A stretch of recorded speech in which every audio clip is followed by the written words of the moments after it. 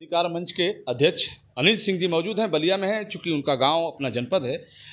22 अगस्त को आपके बलिया जनपद में एक विशाल कार्यक्रम है गंगा बहुउद्देशीय सभागार में। उस कार्यक्रम को सफल बनाने के लिए आज हमारे बीच में अनिल कुमार सिंह जी हैं। आपको बता देना चाहते हैं कि इस समय बलिया क्रांति उत्सव का आयोजन जो है चल रहा है। पूरे अगस्त माह तक ये आयोजन चलता है। इस बीच 22 अगस्त को एक विशाल कार्यक्रम आयोजित होगा। आइए बात करते हैं उस कार्यक्रम के बारे में, क्या तैयारी है जिसको लेकर आज आप बलिया में हैं। जी अनिल जी, सर क्या क्या प्रोग्राम है आपका बलिया में? जैसे आपने बताया कि मेरी लिखी हुई एक किताब का विमोचन भी है, उसमें बड़ी बड़ी हस्तियां आ रही हैं। कौन कौन लोग शामिल होंगे सर?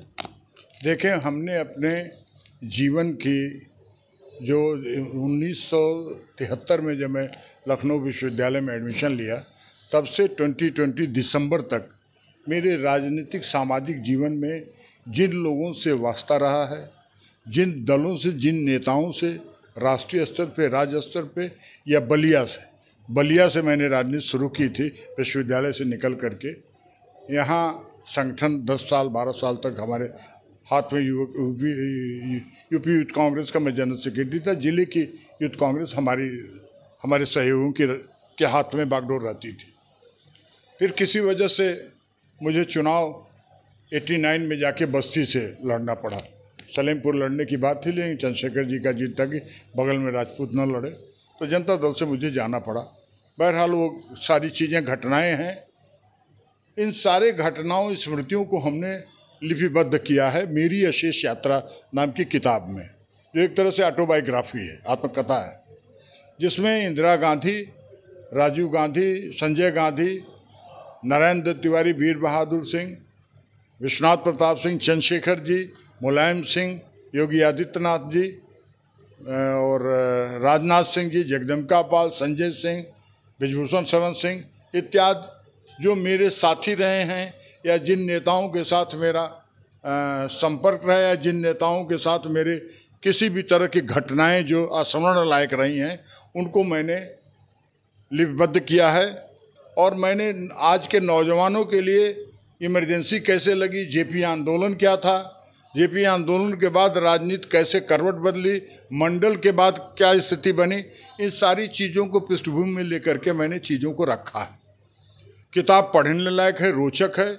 इसका विमोचन 23 अप्रैल को लखनऊ विश्वविद्यालय के मालवीय हॉल में आरिफ मोहम्मद साहब, जो केरल के गवर्नर हैं, उन्होंने, उप मुख्यमंत्री ब्रजेश पाठक और पूर्व मुख्यमंत्री दिनेश शर्मा साहब की उपस्थिति में हुआ था, जिसमें हाई कोर्ट के जजेज, सिटिंग, एक्स जजेज, ब्यूरोक्रेट, साहित्यकार, पद्मश्री, लॉयर्स, डॉक्टर्स, प्रोफेसर्स, समाज के सभी वर्ग के लोग थे। बहुत ही अच्छा समागम हुआ।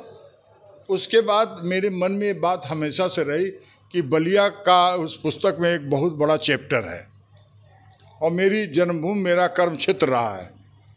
मेरे परिवार के लोग बलिया की क्रांति के 42 के आंदोलन के में भी हिस्सेदार सरोकार रहे हैं, तो उन सारी चीज़ों को भी मैंने स्मरण किया है। गजेटियर से लेके किया है, हिस्ट्री की तमाम किताबों से लेके किया है, लोगों के संस्मरण से लेके किया है।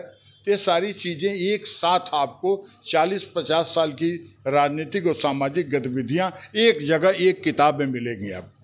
इसके लिए बलिया में मैंने जो समारोह आयोजित किया है, जिले के सारे MPs, MLAs, मस्त जी, नीरज जी, दयाशंकर जी, दानिश आज़ाद जी, ये मिनिस्टर हैं, सांसद हमारे केतकी जी हैं, विधायक, और पूर्व मंत्री राजधारी सिंह और राम गोविंद चौधरी को भी मैंने बुलाने का संकल्प लिया। मैं निवेदन करूंगा, मुझे भरोसा कि सब रहेंगे।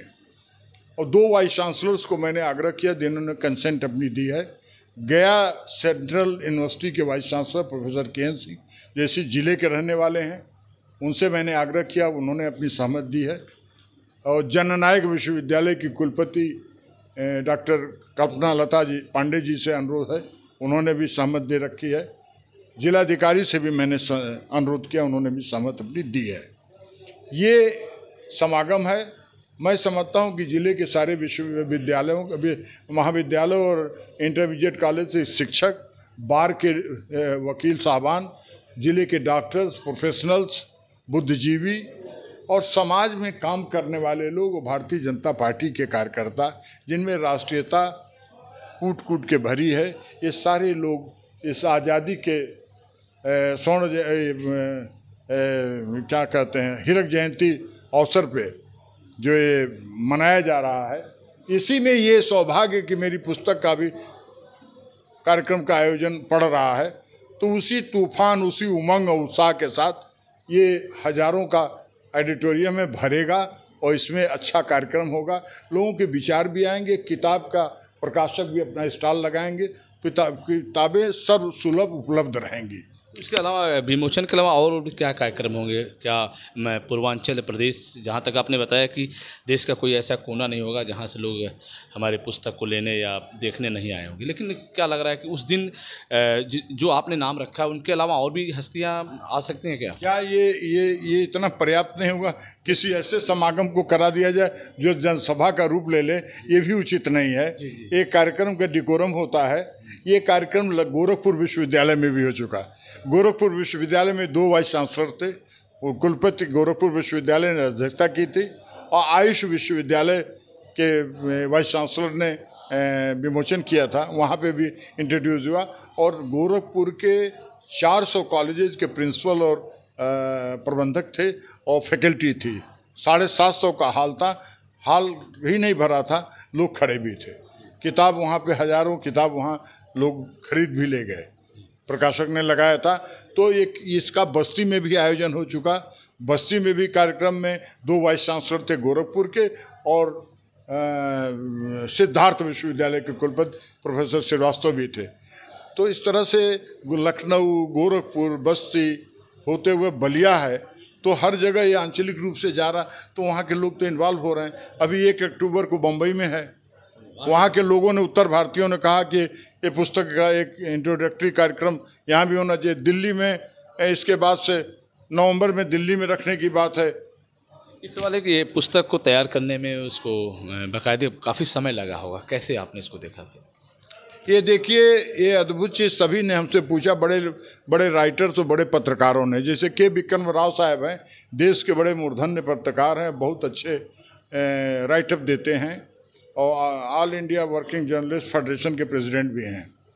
के विक्रम राव साहब ने कहा कि अनिल भाई आपने कैसे? हमने कहा कि मेरी मेमोरीज में जितनी चीज़ें थीं 73 से लेके अब तक मेरे मस्तिष्क के कंप्यूटर में थी, मैंने उनको लिपिबद्ध किया है।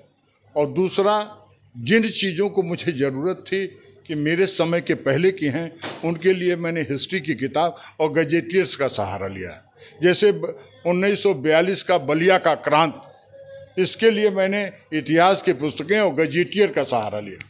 और मेरे ससुर प्रसिद्ध स्वतंत्रता संग्राम सेनानी ठाकुर शिवपूजन सिंह जी सुखपुरा, जो 4 वर्ष ब्रिटिश के ज़माने में जेल में रहे, जो 1-1 साल के लिए 4 बार जेल गए।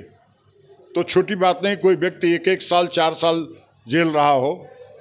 जो चित्तू पांडे जी शेरे बलिया, जो उनके सबसे बड़े नायक, जो जिला कांग्रेस के अध्यक्ष थे, जिनको जिम्मेदारी दी गई थी, कलेक्टर का चार्ज क्रांतिकारियों ने दिया था 1 महीने के लिए, उनको बैठाया गया था। लेकिन वो आंदोलन चला था चंद और लोगों के बदौलत, जैसे शिवपूजन सिंह भी, उनसे के भी संस्मरण, उनसे भी मेरी चर्चा हुई। आप जानते हैं शिवपूजन सिंह को चित्तू पांडे के खिलाफ 52 में वो चुनाव निर्दल लड़ गए, और बांसडी तहसील के 18-20 पोलिंग स्टेशन पे कांग्रेस की जमानत जब्त हो गई थी। सारे इलाकाई लोगों ने बाबू शिवपूजन सिंह को वोट किया, और उनको चुनाव में सहयोग करने के लिए आचार्य नरेंद्र देव और पंडित राजा राम शास्त्री, जो काशी विद्यापीठ के कुलपति थे, उन्होंने एक जीप और 6,000 रुपया मुहैया कराया। तो आप सोचिए कितना बड़ा कद। तो हमारे ससुर थे, मैंने उनसे भी संवाद, उनके भी संस्मरण हैं। तो इन सारी चीज़ों को करके तब मैं कर पाया, अपने अकेले नहीं कर सकता था। चलिए, बहुत बहुत धन्यवाद। आगे का प्रोग्राम 22 तारीख को है। अभी फिलहाल हमारी आपसे बात हुई अनिल सिंह जी से। जैसा कि उन्होंने बताया कि पुस्तक बड़े ही दिमाग से, मेमोरी से, दिमाग की मेमोरी से तैयार किया गया। जो जो आपके मन में था, आपने बहुत अच्छी तरीके से इसको लिखा है। पढ़ेंगे तो बड़ा ही मज़ा आएगा। फिर हम आपसे जुड़ेंगे, तब तक इतना ही। देखते रहिए बलिया आजकल। मैं रोशन जायसवाल, नमस्कार।